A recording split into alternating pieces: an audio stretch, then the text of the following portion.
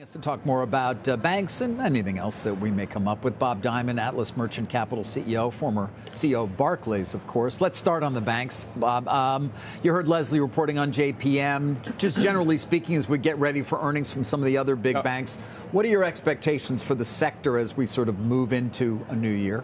I think it's a terrific environment for banks.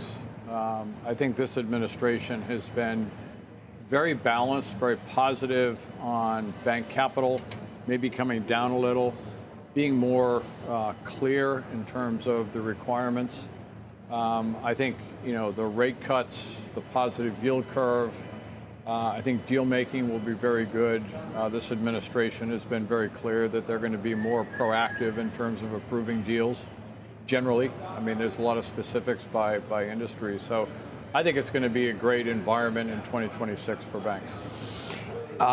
Deserving of higher multiples? Or, I'm just wondering. And of course, whenever I hear something like that, I think, well, what could go wrong that we're not thinking about?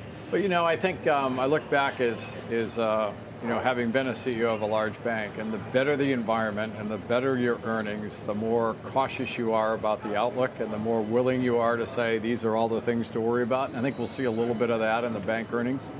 But I think for the U.S. banks, it's a very confident group. They're performing extremely well.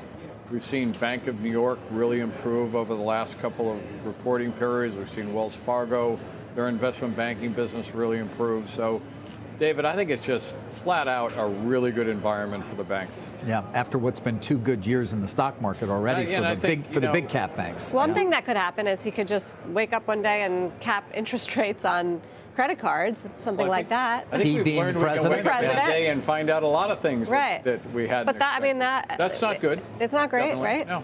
So, there's that policy risk. And Congress could, I think he needs Congress to do that, right? Which is why he called Elizabeth Warren. Right, and it sounds like they might be on board with such a thing. A little bit like the mayor of New York. Let's proclaim things that we actually don't have the power to implement. A little bit kind of works. So you do it enough and maybe you get something done, although it is interesting. Yeah, sorry. Back to banks, I've talked to all of you before about this. The regional and community banks, people forget this. There's 4,500 banks in this country. We tend to think of the top 6 or 7. There's 4,500 banks, and the opportunity for them to merge, to acquire, to consolidate, to take costs out, to take advantage of AI, to take advantage of technology.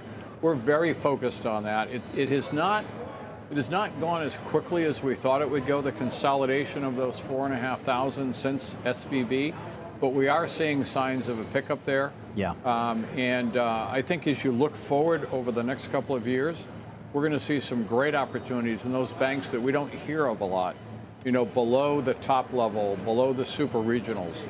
The banks in the $5 billion to $50 billion area, and the opportunity to take costs out, particularly in-state opportunities where you get to combine kind of the client front end, but take out the technology costs is pretty good.